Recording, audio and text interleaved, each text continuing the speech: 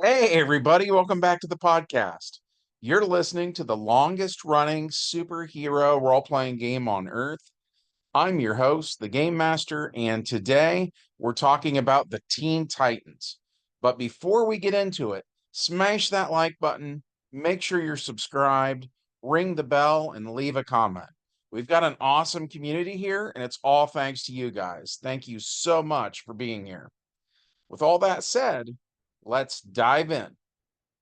Prologue to this one takes place in November of 1980, while Superman Blue, aka Clark Kent, is in the Fortress of Solitude.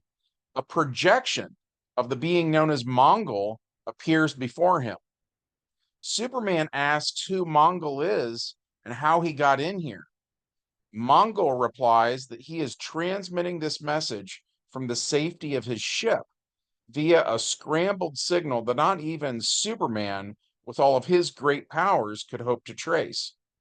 Mongul orders Superman to do his bidding, and Superman refuses. So Mongul reveals that he has captured Superman's loved ones in a strange cube-like device. Mongul says he seeks a key, a very special key, carved from the most delicate crystal and locked away in an isolated crypt. If Superman retrieves it from Mongul, then he claims he'll return Superman's loved ones to him unharmed. Refuse, and they'll be returned in pieces. Superman says, enough. You've made your point. Where exactly is this crypt located? Mongul says it's in the star system known as Cygnus, on the fifth planet from that sun. Superman says the fourth planet from that sun is New Mars, home of the Martian Manhunter and his wife. Mongul grins and says, yes, I know. Superman says, all right, Mongul, I don't know exactly what your game is, but I'll play it. Then inwardly, Superman thinks to himself, for now. And with that, the Man of Steel flies up, up, and away into the star dappled void, leaving Earth for longer than he realizes. Which brings us to the main plot of today's game session, which is also set in November of 1980, when Princess Coriander of Tamaran fights her way through a horde of the evil reptilians who've enslaved her. She shoots several of the Gordanian slavers with her energy blasts, then makes her way to an unguarded cargo bay. The lithe golden girl jumps into the seat of a small craft called a star slider. Her hands expertly dance across the computer console. And for an instant, there's no response. Then the lower pod bay doors open and the ship lurches forward and streaks out into the infinite blackness of space. The Gordanians open fire on her, but she evades each attack.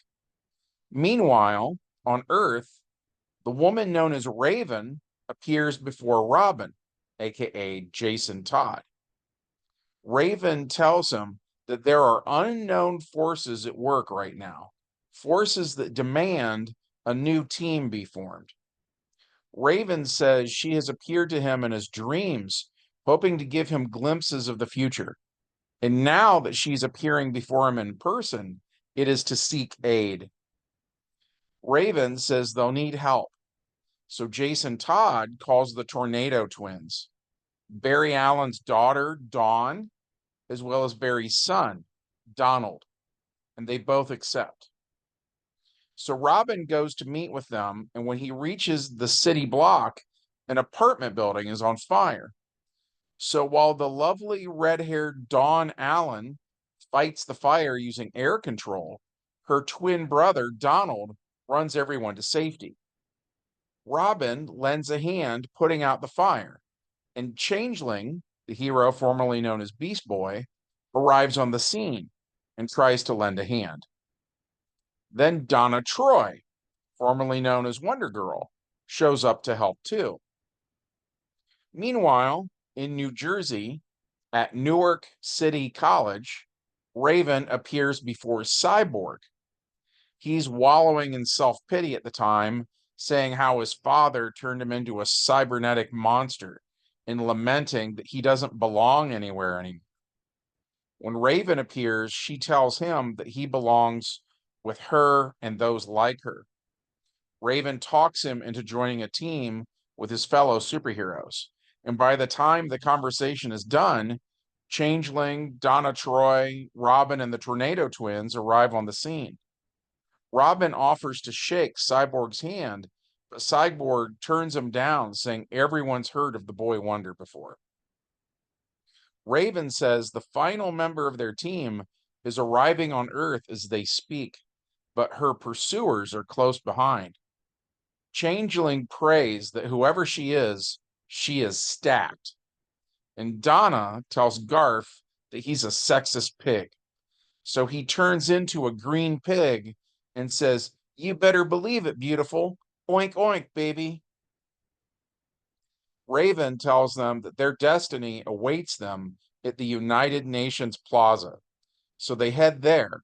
And when they arrive, the place is being attacked by 9 Gordanian invaders. Each one is a stocky reptilian alien with a thick alligator-like tail, a golden costume, and red mechanical wings that allow them to fly like a dragon. So we roll initiative, and the Tornado Twins are the first to go. Dawn Allen, the Girl Flash, subs her super speed for her strength, and she punches the nearest Gordanian using her own dexterity. She needs an 11 or better to hit and rolls a 4 and a 7, which is exactly what she needed. So she does 4 APs of damage and declares knockout only. So her opponent is down.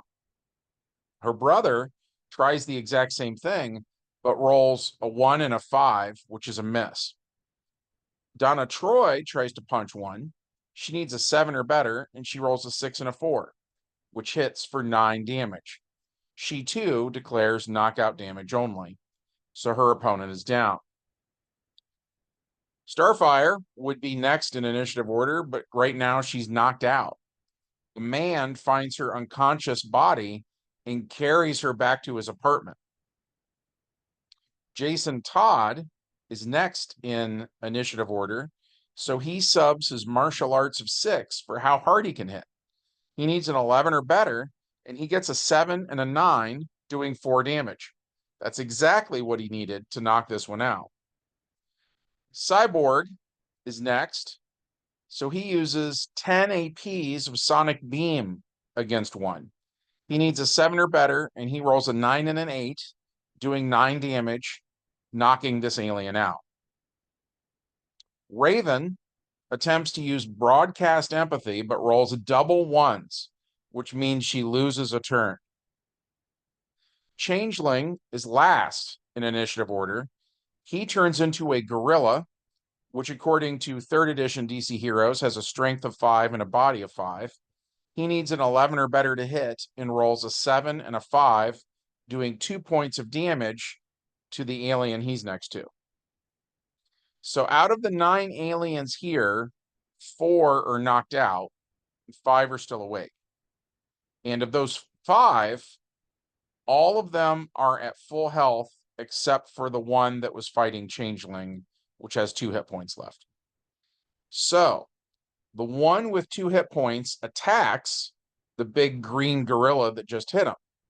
The alien needs an 11 or better, and he rolls a 6 and an 8, so he does 2 points of damage to Changeling. And since he doesn't have to move into position, he gets to go again. So he does, rolling a 1 and a 7, which is a miss. The one next to Raven attacks her. He needs a 9 or better to hit, and he rolls a 6 and a 10. She takes 2 damage, and now her body is a 4. He goes again, rolling a 9 and a 10, doing another 3 damage. So Raven's body is down to 1 hit point left. The one next to Donald Allen attacks him, rolling a 1 and a 4, which is a miss. So that's it for the aliens who are already standing next to a hero. So for Gordanian number 4, we rolled 1d8 to randomly select a Titan, and we got Jason Todd. So that Gordanian moves over to where Robin is on the map and attacks. He rolls double nines, then a 3 and a 7 for a grand total of 28, which earns him 6 column shifts. So Jason Todd's body drops from 4 to -2. And finally, there's Gordanian number 9. He rolls 1d8 and randomly selects Raven. So he moves to where she is and attacks her, rolling a 7 and a 4, which hits, but does no damage. He needed 1 column shift to hurt her. And that's the end of round 1. As round 2 starts, the beautiful Dawn Allen rolls a 5 and an 8, knocking out the alien that attacked her and her brother. On her brother's turn, he attacks Gordanian number 4, rolling a 4 and a 3, which is another miss. And moving there means that's all he gets to do for now. Donna Troy goes over to where Donald Allen is, and she rolls double 2s, then a 7 and a 5, doing 11 damage. And this alien is knocked out. Cyborg goes for the one attacking Changeling, rolling a 3 and a 5, which still hits, doing 6 points of damage. Cyborg declares knockout damage only, so that alien takes a nap. This is the turn Raven missed with that critical failure, so she doesn't get to do anything right now. Changeling then attacks the alien attacking her, rolling a 1 and a 5, which is a miss. That alien gets to go. He rolls an 8 and a 5, which hits Raven, knocking her out. And that's it for round 2. The start of round 3, the female Flash attacks the alien that's still standing, rolling a 2 and a 4, which is a miss. Her brother then attacks, rolling a 10 and a 3, which knocks out the last alien. So at the end of the first encounter, Jason's body is at -2 and Raven's is at 0. Changeling turns into a planarian worm so he can gain regeneration and get his lost hit points back. Cyborg picks up Robin and carries him, while Donna Troy picks up Raven and carries her. And in the comic book that this adventure was based on, Raven knew where to go next, while in our game, Raven is knocked out.